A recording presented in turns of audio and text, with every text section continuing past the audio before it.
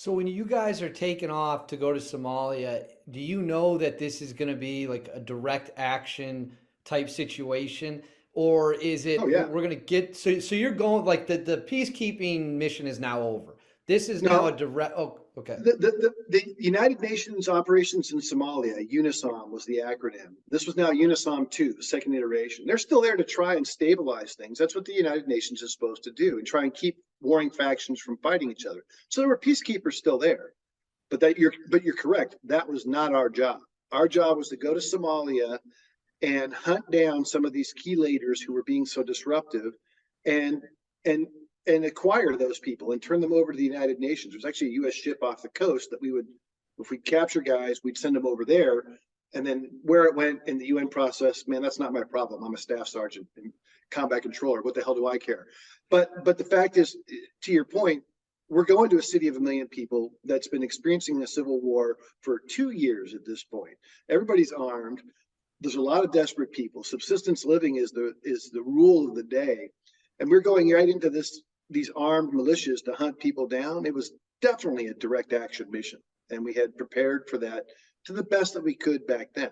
What was interesting in the event was we relearned a lot of urban warfare axioms and TTPs that were hard won in the Vietnam War that had been lost over the preceding 30 years, basically, and so, or 25 plus years. A lot of things that we relearned there that I think helped contribute to the preparation of what we've done post 9/11, particularly in Iraq. A lot of the things that came out of Somalia helped shape the preheating of those kind of special operations missions there. Yeah, well, there's no question about it that the tactics obviously, like you said, that'd be what, 9 years later or 8 years later when Iraq and the GWAT officially gets underway.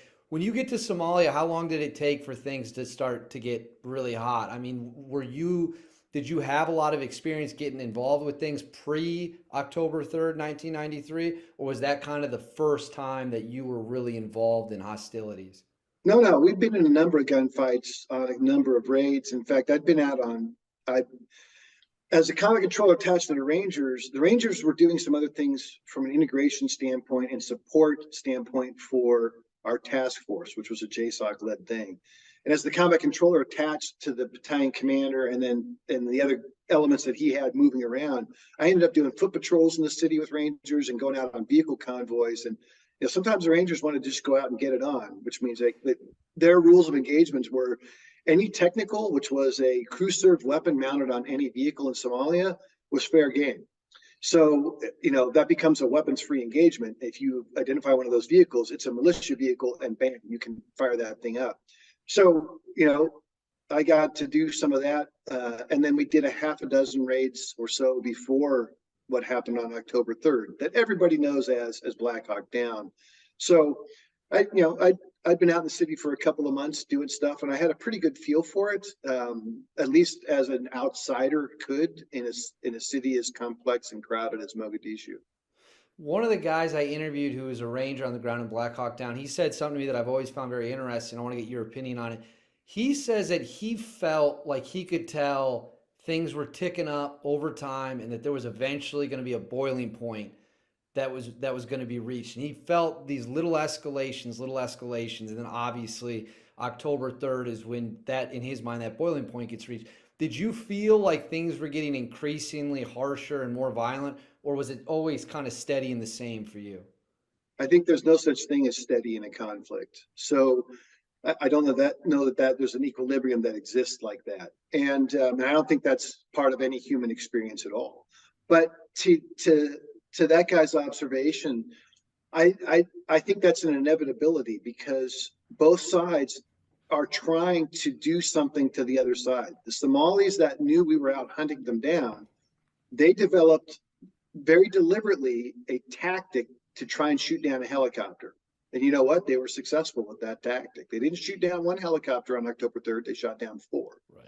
So, so his observation is correct in that sense, but I don't know that there was some sort of social upwelling or rising to a boiling point, so much as we're moving forward and we're attacking them and they're trying to defend their leadership or their positions or their compounds.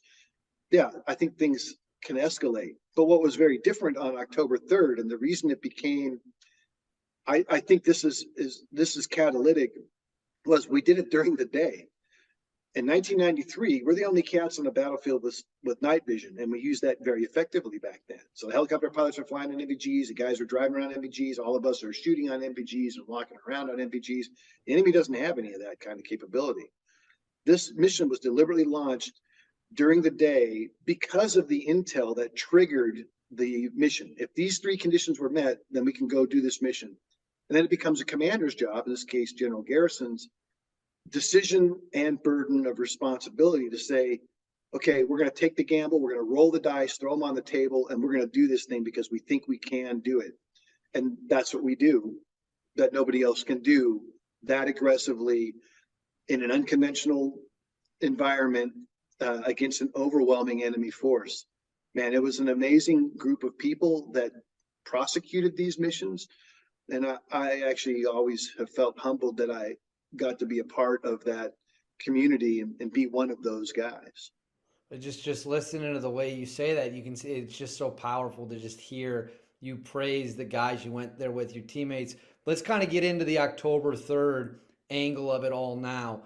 So are you in the helicopters that come in, or are you in the Humvees that come in? I'm on the ground. So there were 4 combat controllers on the battlefield.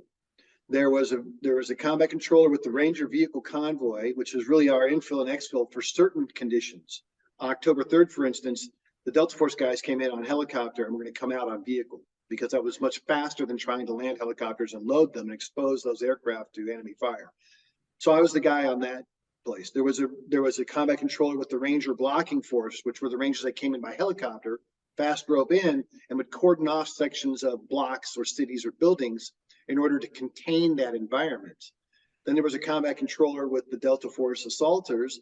That was Jeff Bray, which was the guy who replaced me because I'd been with the Delta guys up previously to that point. And he's integrated with those guys whose job is to take down the guys we're actually there to capture. We're not really there to kill them. We're there to capture them if we can. Too much resistance, things go sideways. We're in a gunfight and you're a threat. We're gonna neutralize that threat, which is a clinical way of saying we're going to kill you.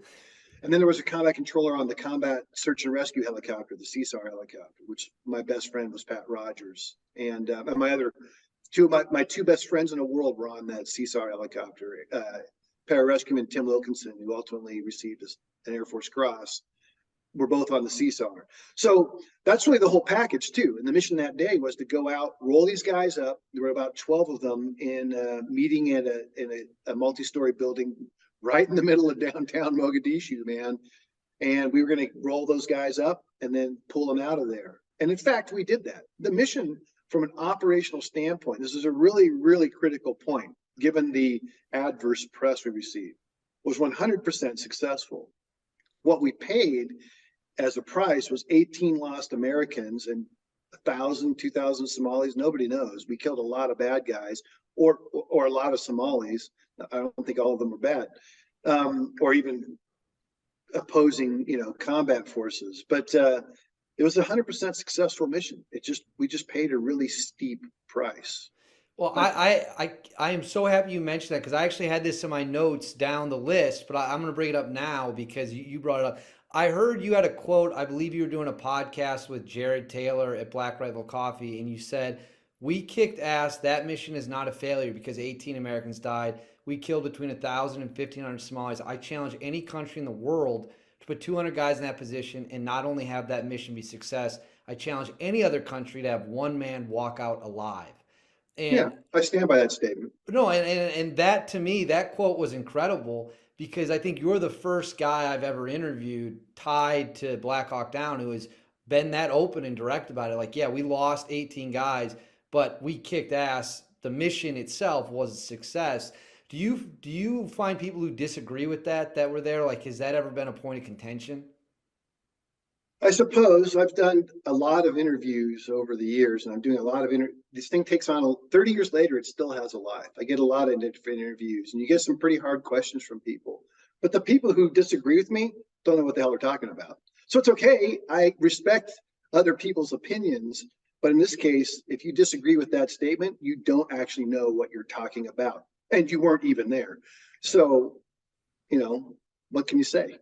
No, But I it just was an amazing, it was such a fine collection of joint special operations capability for back then, man. It was this JSOC was still really coming into its own. And this is pre 9/11. Since 9/11, everybody in the bloody world who reads about military knows about JSOC.